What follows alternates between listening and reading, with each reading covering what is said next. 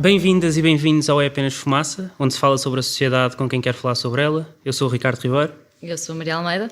Hoje temos como convidada a Sofia Branco, ativista e feminista, jornalista na Lusa e presidente do Sindicato dos Jornalistas.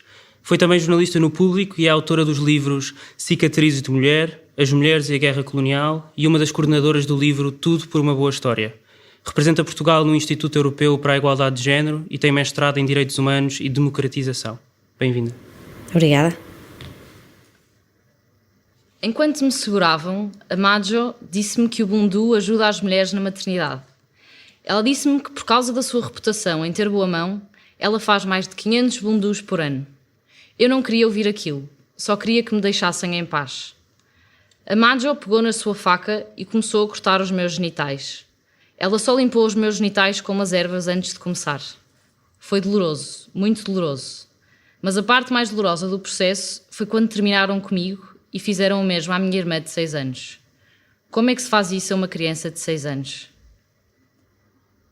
Acabámos de ler partes de um testemunho, publicado em 2016 pela ONG Equality Now, de uma rapariga da Serra Leoa que foi vítima de mutilação genital feminina. Podes descrever o que é a mutilação genital feminina? Posso tentar, porque descrever suponho que só mesmo as mulheres que passaram por isso consigam, e mesmo assim acho que não terão provavelmente palavras suficientes. Estamos a falar de coisas muito íntimas, não é? Ligadas à sexualidade, e portanto a abordagem que eu fiz sempre a esse assunto, que é um assunto muito difícil desde logo para uma mulher, não é? Mas para toda a gente que se interesse pelos direitos das mulheres e pelos direitos humanos em geral, foi sempre muito prática no sentido de tentar evitar a conversa sobre o que é que sentes agora, depois disso ter acontecido, tens prazer ou não tens, a discussão do prazer, não é?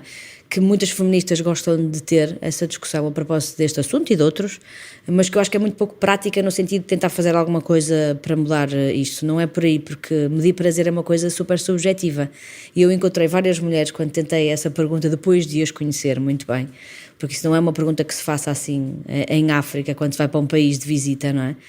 Mas algumas eu conheci cá em Portugal melhor, pude fazer essa pergunta, mas elas riram-se na minha cara, do género, mas tu achas que eu não tenho prazer? Ou aquela coisa das mulheres africanas serem muito mais sensuais e olharem para as mulheres brancas tendencialmente como muito mais frias, e portanto foi essa a resposta que eu tive, e percebi aí que era um caminho pelo qual podemos ir no plano teórico, e devemos, e tudo bem, não tem nada contra, mas é muito pouco prático no sentido de mudar alguma coisa, e eu acho que é preciso mudar alguma coisa, até porque normalmente se anda 2 passos para a frente e 3 para trás. É muito complexo o fenómeno. A pergunta, para mim, de base, a que me custou mais foi perceber como é que uma mãe pode fazer isso a uma filha. E isso para mim foi a coisa mais difícil de perceber, de tentar perceber. Não sei se consigo, porque na minha cabeça formatada como está, de europeia, branca, ativista, feminista, não consigo conceber tal coisa. Como é que é possível aquela mulher ter sofrido aquilo e fazer a mesma coisa? Mas bom, tentei ir para lá dessas coisas que temos na cabeça, dessas verdades absolutas quase, não é? Para tentar perceber porque é que aquilo acontecia. Isto exigiu um esforço muito grande, mas acho que hoje consigo olhar para aquelas mulheres sem ou melhor dizendo, eu acho que elas têm a responsabilidade, não lhes podemos tirar isso, mas também sem as incriminar só.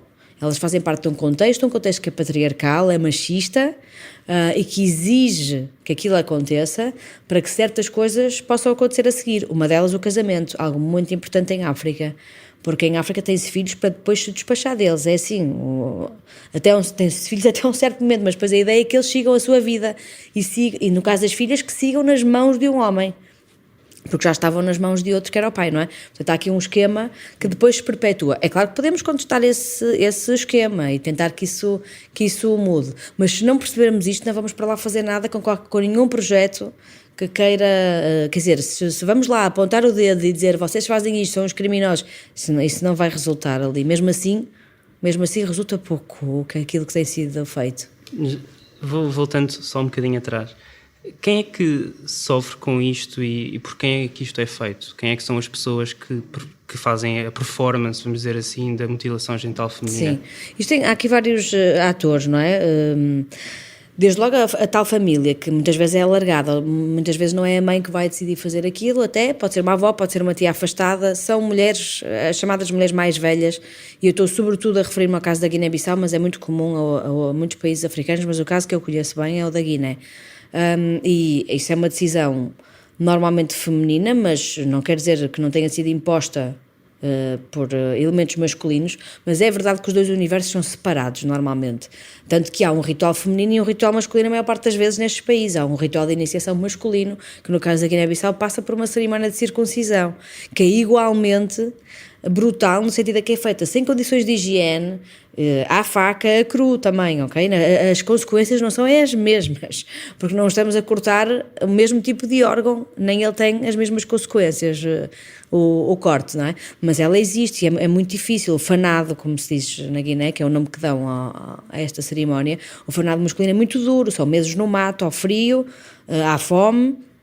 E, portanto, há obviamente homens traumatizados também por esse lado. Portanto, há aqui todo o lado familiar, que depois, mais alargado ainda, é um requisito da comunidade onde aquela gente se insere. E em África não há individualismo, ainda é um coletivo.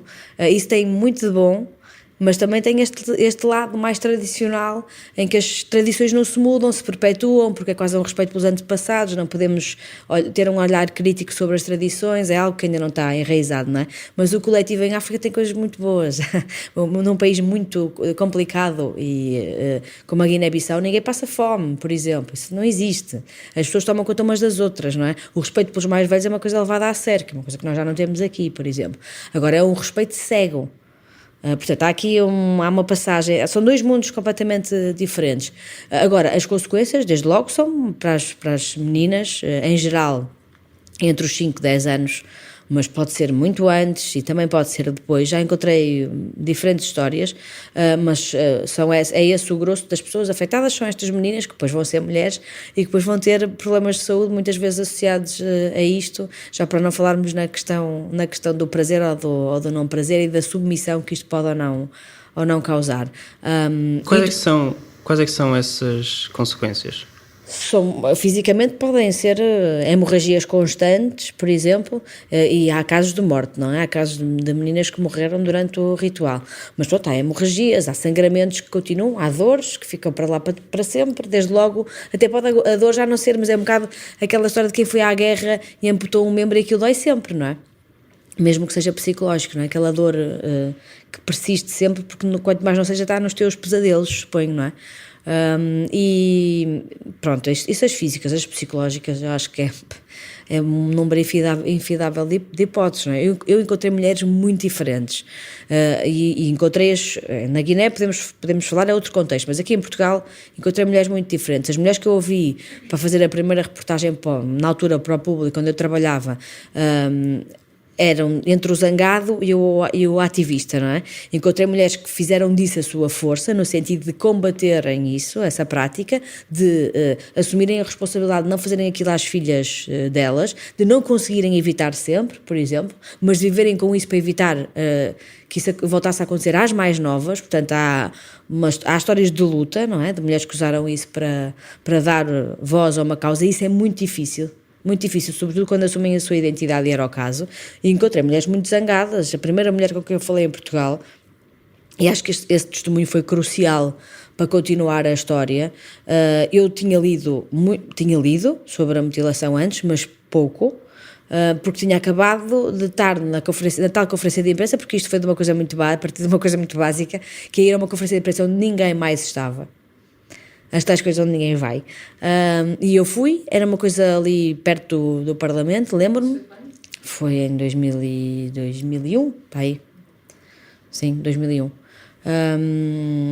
Era uma coisa de uma ONG cá, que era a UMAR, acho eu, em conjunto. Portanto, essa ONG, a UMAR, trazia duas pessoas, uma portuguesa e uma guineense, para falarem de um projeto que elas tinham na Guiné. E era um projeto de alternativa à tradição, chamava-se Fanado Alternativo, que era uma coisa que mantinha tudo, e depois é este projeto que eu vou ver à Guiné mais tarde, em funcionamento, mas mantinha tudo e retirava essa parte do corte. mas mantinha a tradição como ela O que é porque tudo? Qual é a tradição? Tudo imenso, aquilo é um ritual imenso. É um ritual de... Primeiro estão fechadas de uma casa, parte que nunca nenhum estranho vê, é um espaço reservado, que é uma casa tapada por umas sebes, não dá para olhar para dentro, mas depois há uma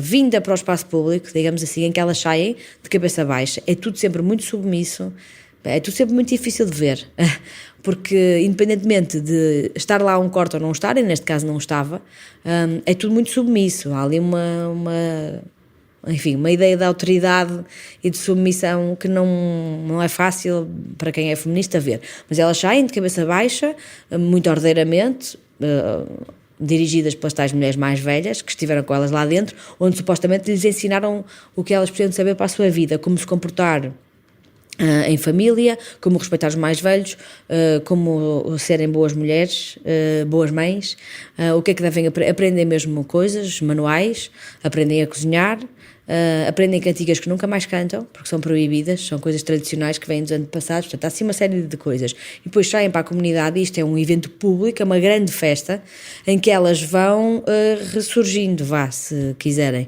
Mas sempre com um olhar muito... Achei sempre muito triste, achei sempre muito duro, sobretudo, porque é sempre uma criança e que teve pai um mês sem ver a sua própria família, com mulheres que não conhecia lado nenhum dentro de uma casa, não é? Independentemente de ter sido mutilada ou não. Fiquei sempre com essa sensação. Mas há esse lado de exposição pública em que é feita uma grande festa, fazem-lhes tranças no cabelo, cobrem-nas de branco, porque o branco é o sinal da pureza, vestem-se de branco também.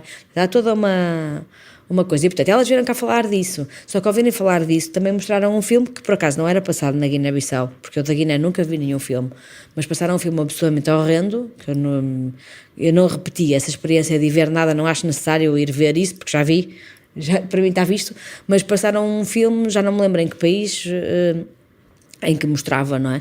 No meio daquela confusão toda fiquei altamente perturbada com aquilo e no fim fui conversar com a portuguesa, que lá estava para perceber quem era aquela pessoa, que aliás foi crucial depois para todo o trabalho que eu fiz, e porque é que ela lá estava e qual era a ligação dela à Guiné, como é que ela lá tinha ido parar. E nessa conversa é essa pessoa que me diz: não estranho se isso for feito aqui. E eu ia morrendo. E não consegui, a partir daquele momento não consegui largar essa história, era impossível largar uma história que acabam de dizer que pode acontecer no teu país. Isto é horrível de se dizer, porque é óbvio que me devia importar passando-se no meu país ou não, mas a ligação que tu fazes à coisa, independentemente de tu a criticar, seja praticado onde for, é completamente diferente quando te dizem não, tu podes estar aqui e estar a acontecer na porta ao lado. Isso muda a tua... Pronto, para mim mudou. Foi uma coisa, enfim, e eu demorei 2 meses e meio a escrever a primeira peça, e tive pesadelos, e tive que tomar calmantes, e não conseguia sair daquele... Foi muito difícil de fazer esse trabalho de início. Eu não sei se esta será a tua primeira peça, mas eu acho que sim, portanto, a falar de 2002. Sim, eu comecei a trabalhar no final de 99, sim. Exato.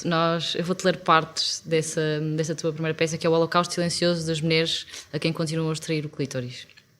Há 15 anos em Lisboa, a Fanateca assume ter feito decisões na Guiné, mas garante que em Portugal ainda ninguém lhe pediu e recusa-se a pôr o segredo das mulheres a nu.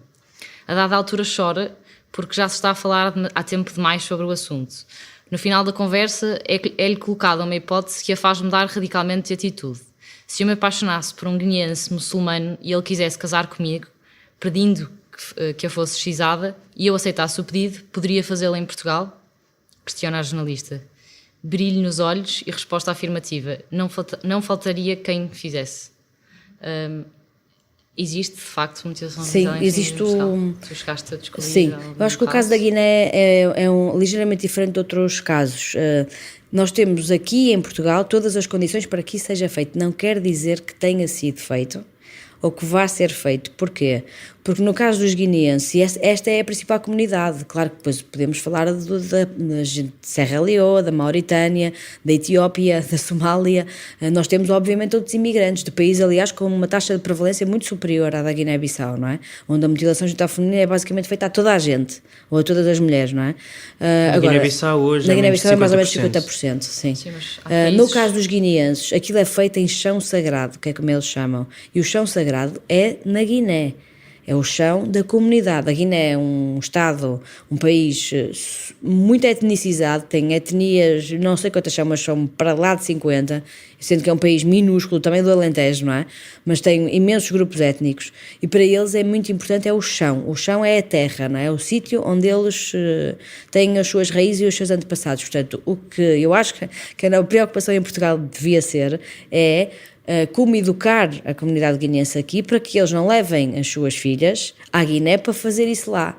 É disto que estamos a falar. O problema é que estamos a falar de uma fronteira. E a discussão deve ser aí. Eu tenho dito isto montes de vezes, mas este debate nunca se fez. Não quer dizer que nos bastidores não se esteja a fazer nada. Porque eu já ouvi algumas coisas sobre a atuação do CEF que indiciam que talvez se faça alguma coisa.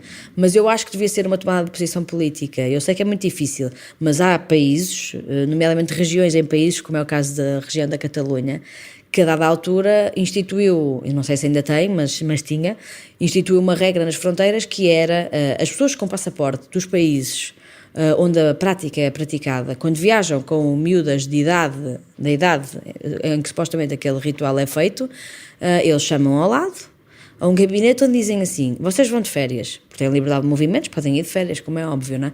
Mas quando voltarem nós vamos examiná-la, e se lhe tiver acontecido alguma coisa vocês vão-se embora deste país. E acabou.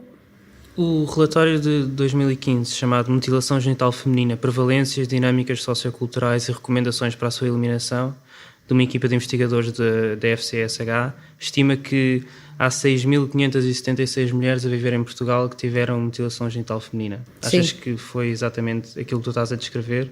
Irem de férias aos seus países e voltarem? Achas que são comunidades que vieram para cá que já estão cá? Portanto, isto depois, o que é que se passa em Portugal? Porque depois as pessoas têm a ideia, cada vez que aparece o número, que o número cresceu.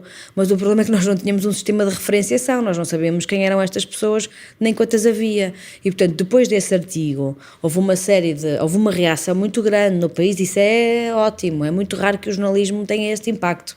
E isso é a coisa mais fantástica que pode acontecer a um jornalista, é produzir impacto com aquilo que escreveu, não é? E depois aquilo sair das mãos dele, como saiu das minhas. E depois, claro, tens que lidar com a história de sair das tuas mãos e ao mesmo tempo as pessoas às vezes não terem tanto cuidado com aquilo que devem dizer. No caso da mutilação, logo a seguir, foi isso que aconteceu, porque as pessoas não estavam educadas sobre o tema, nem informadas sobre o tema, nomeadamente outros jornalistas, e depois todo aquele esforço que eu tive, eu escrevi 15 páginas, é uma coisa que já quase não se faz. Era um imenso dossiê, não é? E aquele dossiê era grande porque era preciso explicar o que é que aquilo era. E uma das coisas é: isto não é um fenómeno muçulmano. Foi uma das coisas que eu mais tive. Porque tu nesta reportagem dizes se eu me apaixonasse por um guineense muçulmano e ele quisesse casar comigo, pedindo-me para ser xizada e eu aceitasse o pedido, porque poderia fazê-lo em Portugal. No caso dos guineenses, eles são muçulmanos. Mas há outros países... Isso é um problema muçulmano, estavas a dizer? No caso dos guineenses, sim.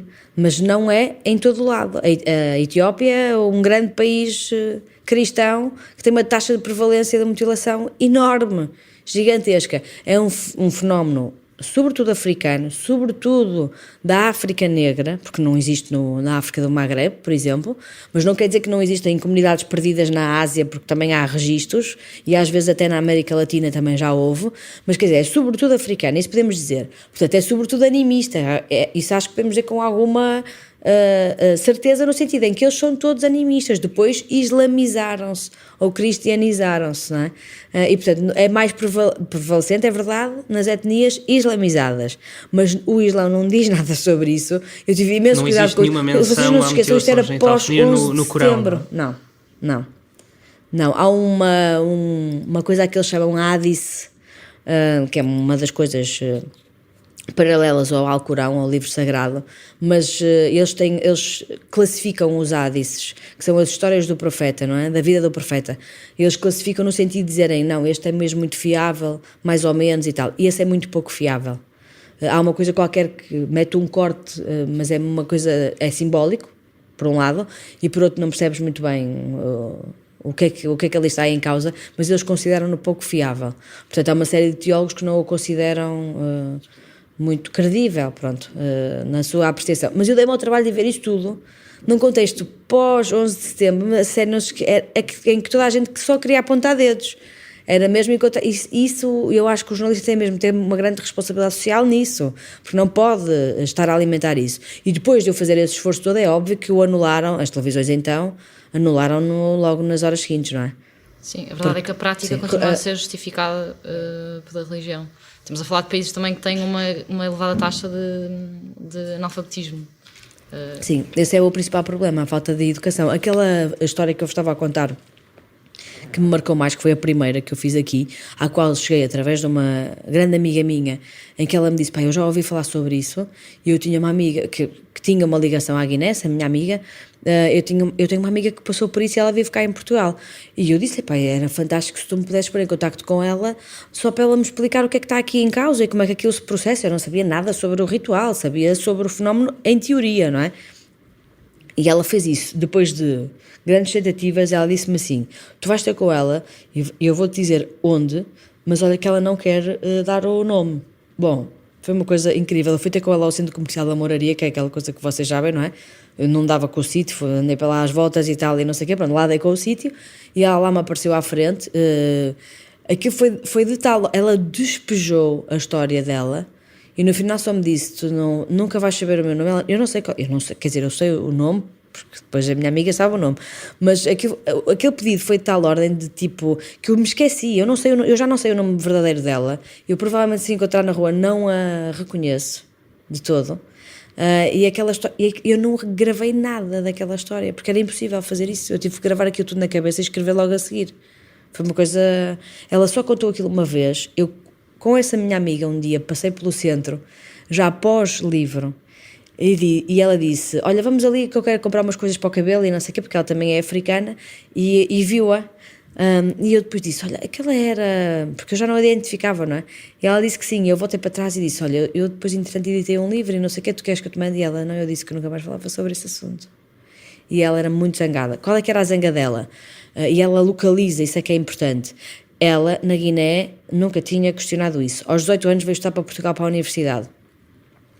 E quando chega aqui, ela não se zanga por perceber que as portuguesas brancas não são mutiladas. Ela zanga-se porque aqui conhece uma guineense cristianizada que não foi mutilada.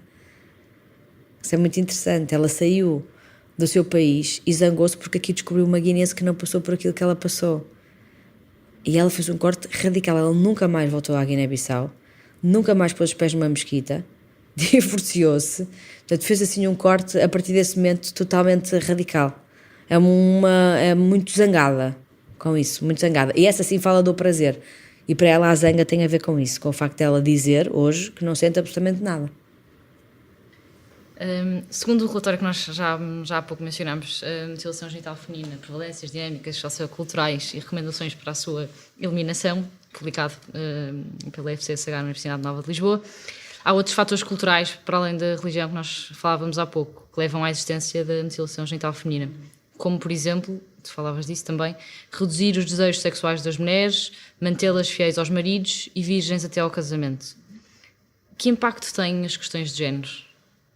Tem tudo, mas não podemos ir para lá falar de género, porque a maior parte das pessoas não sabem o que é que isso é, não é? Portanto, depois a abordagem tem que ser diferente, tendo essas questões em conta, mas tem tudo a ver com isso, tem tudo a ver com a relação entre homens e mulheres, e entre mulheres e mulheres, já agora. Porque aí está, são elas que perpetuam, não é? Portanto, temos que as colocar aqui na equação. E tem tudo a ver, quer dizer, estamos a falar de um país onde muitas vezes não há só uma mulher, há várias, não é? As etnias islamizadas tendem a ser polígamas mais do que as outras, no caso da Guiné, por exemplo, e portanto também uma forma de submissão de mulheres a mulheres. Portanto, há todo um contexto que é culturalmente que é muito diferente e que nós temos de ter em conta quando vamos agora ir para lá falar de igualdade. Bom, eu não vou à Guiné há muito tempo.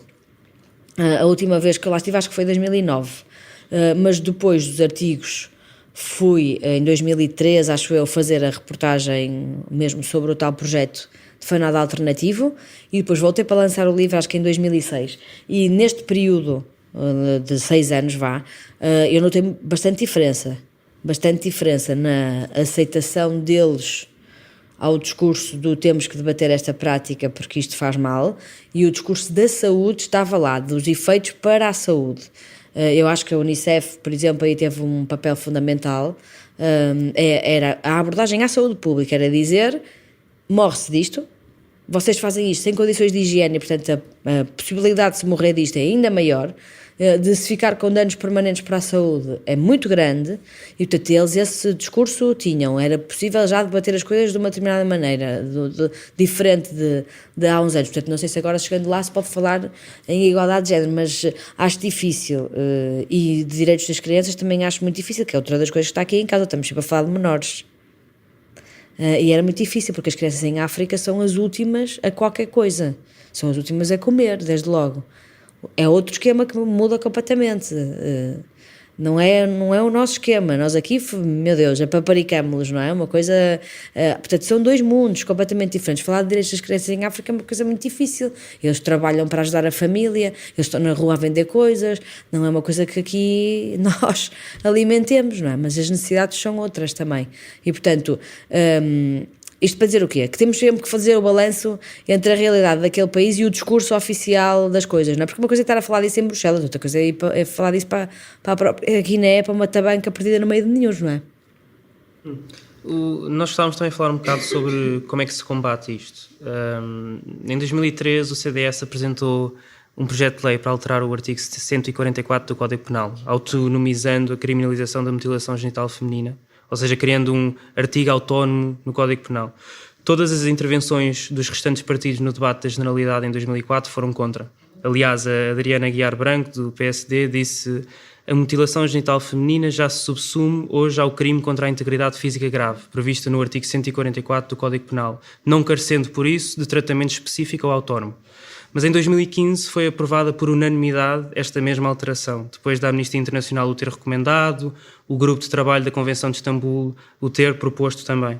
Tu concordas com esta alteração? Agora sim, em 2003 escrevi um artigo de opinião e era completamente contra, porque as coisas mudaram.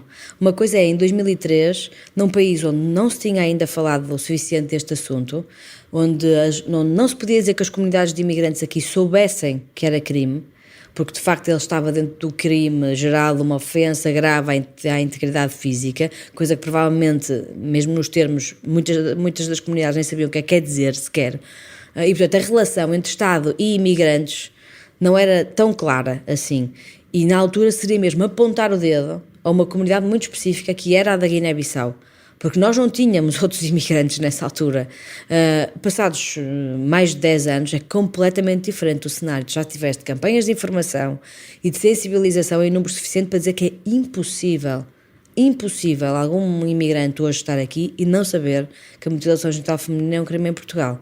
E portanto eu acho que já faz sentido, até porque a Guiné já o fez, e repara que Portugal faz depois da Guiné. A Guiné aprovou uma lei antes de Portugal aprovar essa lei. E, portanto, isso é importante. Em 2011. Veio num contexto em que, o próprio país de origem da maior parte das pessoas de que estamos a falar aqui já tem uma lei que criminaliza. Portanto, já não estás assim tanto a pôr num gueto aquela comunidade em específico, não é? Para além de tens imigrantes de muitos outros sítios, e com essa lei é um bocado, as implicações que isso tem também é que nesta relação com os imigrantes isso tem que ser muito claro quando chegam, não é? E é muito importante que seja muito claro para os outros que chegam, porque apesar de tudo os guineenses, enfim, falam português, já perceberam do que é que estamos a falar, não é? Mas tens gente onde as taxas de prevalência são muito superiores e a relação com eles é um bocadinho diferente. Portanto, hoje acho bem que ela esteja especificada. Não acho que isso seja a solução para as coisas. Continuo a dizer que a prevenção é o que falta em Portugal. E falta sobretudo ao nível da educação. E eu acho que ainda não se fez o que era suposto, que era basicamente entrar nas escolas com programas feitos adequados à idade dos alunos, em turmas com uma presença significativa deste público-alvo, não é? Para fazer uma coisa a sério, não é? É preciso formar os professores, coisa que, por exemplo, se fez ao nível da saúde. Em 2002 ou 2003, houve um pequeno estudo que revelava que só 17% dos médicos em Portugal é que saberiam distinguir uma mutilação. Se vissem uma. Quer dizer, aqui os termos de referência, era impossível nós andarmos a referenciar casos que eles diziam que não sabiam distinguir. Portanto, houve aqui uma formação a sério e para até criar o tal do sistema de referenciação, que é o tal número que agora nós vemos crescer, é porque os médicos estão preparados agora para quando uma parturiente, por exemplo, chega a uma maternidade, quando têm que fazer quando fazem o que têm que fazer, perceberem que se passou ali qualquer coisa, não é? E aquela mulher fica referenciada. Estamos sobretudo a falar desses casos, mais do que miúdas que foram e voltaram. Acho que ainda também não tivemos esse debate sobre as saídas e as entradas insuficientes. Eu acho que muito, muito insuficiente, embora já tenha havido uma campanha nos aeroportos concentrada nas viagens para esses sítios, o que já não é mau. Por isso é que eu acho que algumas coisas se passam, se calhar nós não sabemos tudo, nem temos de saber a esse nível. Num artigo publicado no Spiked, a Tsedal Tesfamariam, uma mulher da Eritreia, em fevereiro de 2014, escreveu: os esforços atuais para encorajar o Ministro da Educação britânico, Michael Gove, a garantir que as escolas britânicas ensinam os riscos da mutilação genital feminina é no mínimo uma perda de tempo e no máximo uma iniciativa condescendente e paternalista que ecoa uma atitude de vamos salvar os selvagens de si próprios, que era a que tinham os vitorianos que colonizaram as nossas nações em África há centenas de anos atrás. A mudança nas comunidades não aparece porque alguns leitores do The Guardian assinaram uma petição nos seus Macs exprimindo a sua oposição a algo como a mutilação genital feminina. Essas campanhas servem apenas para aliviar as consciências dos ocidentais, deixando-os tomar uma posição contra algo que eles veem como bárbaro e antiquado, em vez de ser uma tentativa real de perceber ou lidar com o problema da mutilação genital feminina. O problema da mutilação genital feminina é muito mais complexo do que esses ou essas assinantes das petições e ativistas pensam. Se perguntar a uma mulher africana no Reino Unido, incluindo as que sofreram de mutilação, se elas deixariam as suas filhas passar pelo mesmo, algumas diriam que sim. Porquê? Não é porque elas não amem as suas filhas ou porque são pouco inteligentes, mas porque ignorar tradições traz um pesado custo social em algumas comunidades. Exigir um fim instantâneo da mutilação genital feminina imposto pela lei nada muda no coração e nas mentes das comunidades. Na verdade, difamar e punir pais e mães imigrantes que já vivem nas margens da sociedade só vai empurrá-lo ainda mais para fora delas, fazendo-os agarrar-se ainda mais às suas tradições e culturas. Tu achas que isto de termos é um bom resumo. Isto de termos o Ocidente a explicar aos outros povos como é que devem... Por isso é que eu acho que tem que se ter muita cautela nas abordagens. Eu acho que Portugal tem a grande vantagem de não ser visto dessa forma por quem foi colonizado, muito menos pelos guineenses. Portanto, apesar de tudo, imaginando que era um fenómeno passado em Angola, podia ser mais difícil. A Angola tem uma relação mais difícil com Portugal e Portugal com Angola, obviamente. A Guiné não é esse o caso. Os portugueses são muito bem-vindos na Guiné, a relação é muito boa. De colonizador para ex-colonizado, não é propriamente a visão. O Reino Unido tem um outro tipo de abordagem, não é? Eu acho que Portugal pode beneficiar de um modelo de acolhimento de imigração que é muito bem conceituado a nível internacional. Estamos a falar dos países mais bem cotados. É verdade que nós não temos um número muito significativo. Mas é fantástico que o modelo seja tão bem visto e que nós o possamos aplicar bem às pessoas que temos aqui, não é? E, portanto, acho mesmo que é um sítio ótimo para tentar trabalhar essa relação da forma que ela diz, não é? Uma relação de...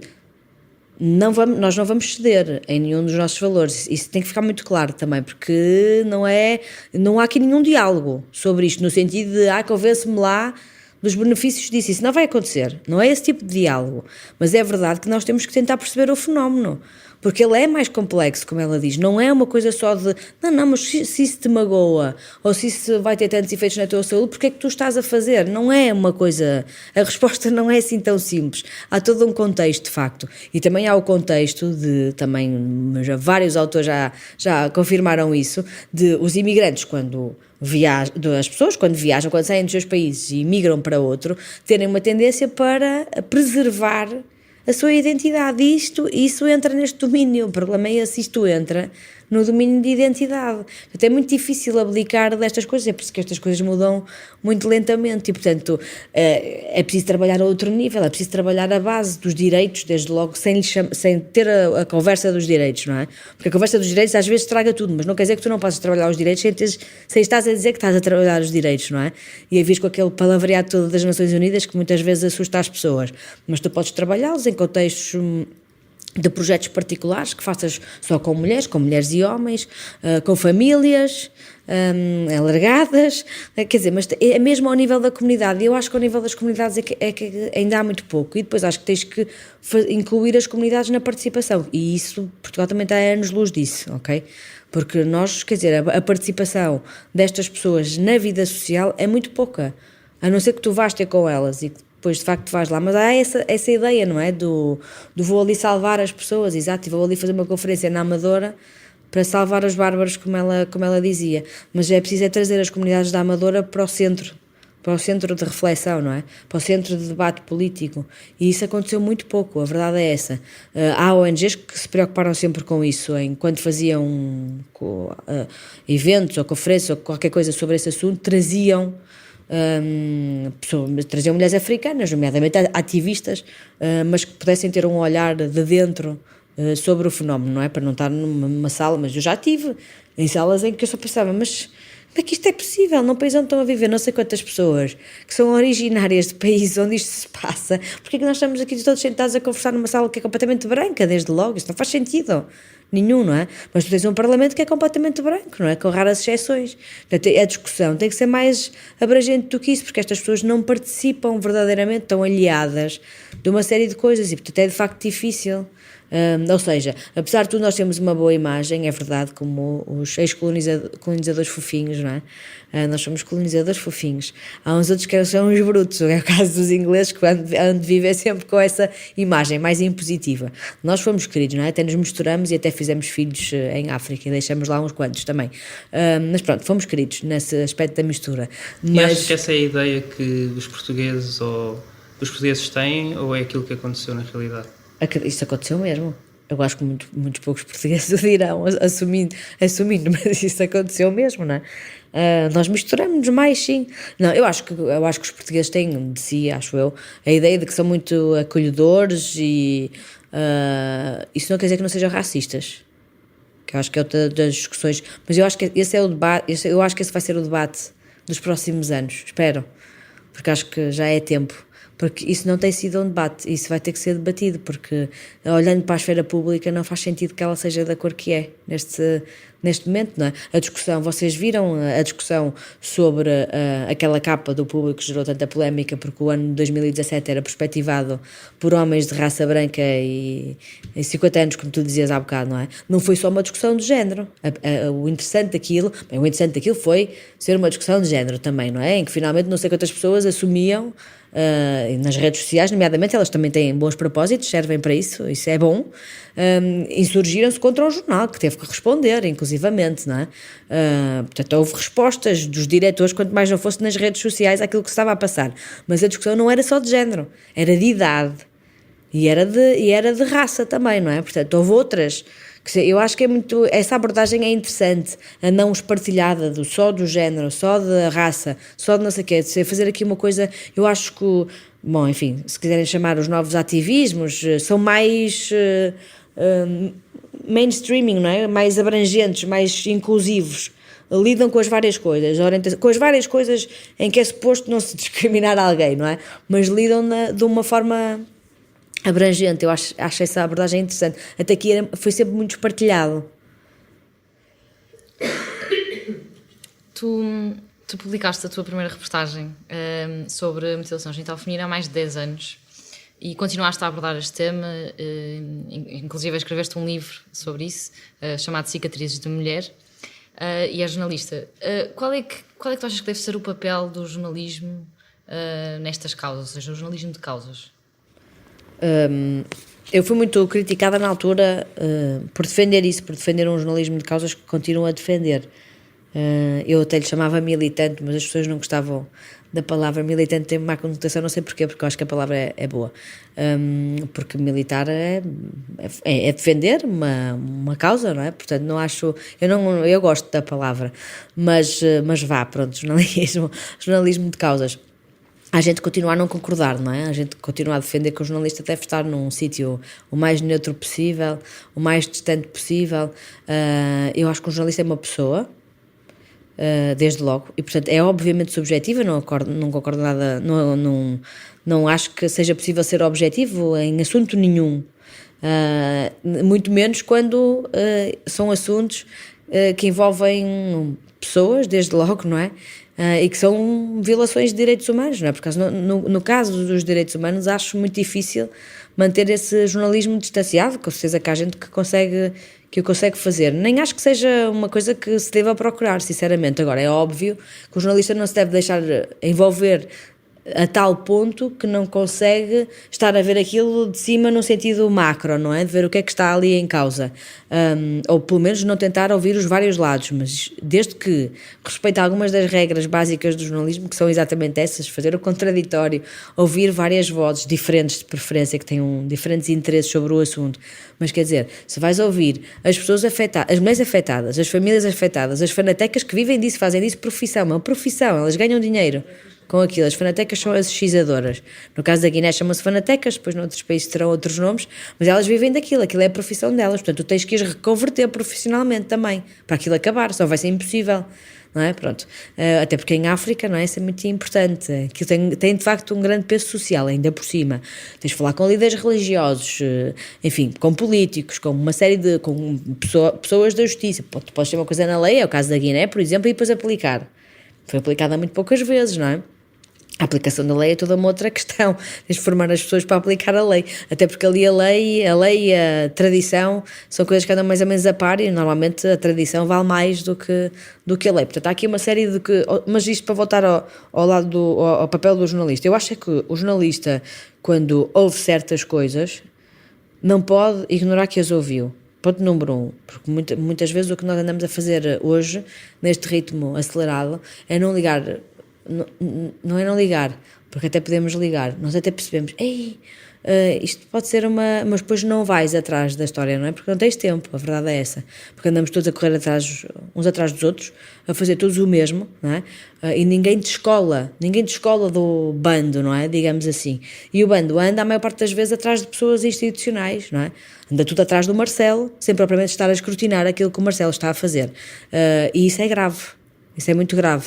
Eu espero que no meio deste processo das chamadas fake news, que é um termo que eu me recuso a usar, porque uma notícia nunca é falsa, mas pronto, as notícias falsas, a que se chama agora, não é? Esta discussão, eu espero que isto bata tão fundo que nós percebamos a necessidade de voltar ao básico. E o voltar ao básico é estar disponível para ouvir, estar disponível para tentar perceber o que é que se passa, e depois fazer aquilo que é suposto fazer, que é escrutinar e vigiar naquilo que tiver que escrutinar e vigiar e relatar, contar, descrever, não é? Dando um maior número de dados possíveis para a pessoa fazer o seu juízo. O que é importante é não fazer o juízo. Agora, não se envolver todo na história. Mas achas que um jornalista pode ser ativista? Pode, é óbvio. Eu acho que pode e deve, em alguns casos, sinceramente acho que deve. Sem ativismo, eu não tinha estado não sei quantos anos a trabalhar no mesmo assunto. Isso é ativismo, quer dizer, não é possível de outra maneira. Eu agora já faço menos, não é? Mas porque sei que há outras pessoas que vão fazer. Mas durante muitos anos ninguém escrevia sobre isso, a verdade é essa. E, portanto, é óbvio que aquilo que eu fui fazendo ao longo de muitos anos era puramente ativismo. Eu fui participar em conferências em vários sítios, por ativismo, porque quis ir acompanhando o que era dito e o que era feito sobre aquele assunto. Eu colaborei com N equipas de investigação, nomeadamente faculdades. Isso é ativismo, não é? Como jornalista ficava no meu canto e dizia não dou entrevistas, ou não colaboro, não vos ajudo a fazer os questionários. Isso é uma estupidez, não é? Porque eu sei que sei bastante sobre esse assunto, porque me preparei para, não é? E portanto, quer dizer, também depois não podemos deitar fora o investimento que fizemos. Acho que isso não faz sentido. Portanto, eu acho que o jornalista muitas vezes pode ajudar, num certo sentido, a melhorar o bem-estar social. Eu acho que deve fazer isso, acho que não se deve aliar disso, é esse o propósito. Estamos mesmo a chegar ao fim. Qual é que tu achas que é o estado do jornalismo de investigação em Portugal? Eu acho que há muito bons jornalistas de investigação em Portugal, com hoje menos margem para trabalhar do que tinham há uns anos, menos espaço, menos tempo, mas não podemos dizer que não há. Isso por um lado, não podemos dizer que não há. Acho que devíamos todos aplaudir muito mais aquele que vai havendo, que é uma coisa que não fazemos também, não é? Não damos o devido valor, se calhar, a certas coisas, não é? Quando se fazem determinadas investigações, quando o Miguel Carvalho faz investigações na Visão, quando o Pedro Coelho faz as reportagens que faz na SIC, quando o Zé António Cerejo continua, ainda que reformado, a escrever os artigos que escreve. Ou seja, há pessoas que fazem jornalismo de investigação. Se calhar nós não vamos todos, infelizmente, tanto para as redes sociais, fazer link dessas reportagens e dizer que bem feitas que elas estão, do que vamos noutras ocasiões em que queremos basicamente dizer mal uns dos outros. Não, os jornalistas têm muito isso, é verdade. São muito corporativos para certas coisas em que se calhar não deviam tanto, e muito críticos uns dos outros, quando deviam era tentar proteger-se também noutras alturas, ou expor-se menos, vá. É uma profissão muito exposta, em que eu acho que as pessoas confundem hoje têm uma série de comportamentos em que confundem os papéis, não é? Não deixam de ser pessoas com a sua vida privada, têm o seu espaço e têm que continuar a ter, mas o jornalista é sempre um jornalista.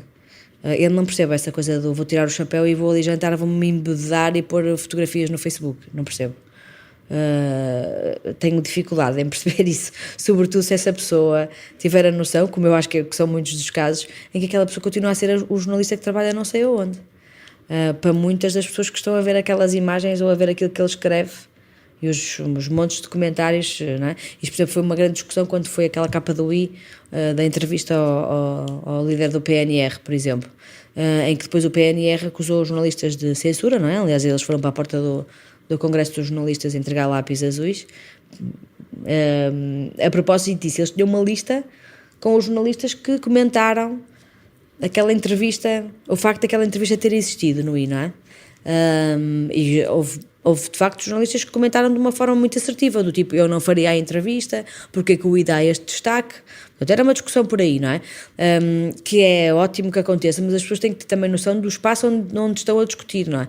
E é de facto um espaço aberto. Ou seja, há ali coisas que depois dão aso a outras, não é? Enfim, eu acho que não... É óbvio que a gente não pode dizer, não, agora não podes ter página em rede social privada e tal, e não podes... Não é isso, não é? Mas acho que essa discussão, eu acho que vai ser outra das que vai aumentar, espero, porque tem a ver com a responsabilidade social do jornalista. O jornalista, assim como os jornalistas devem sempre...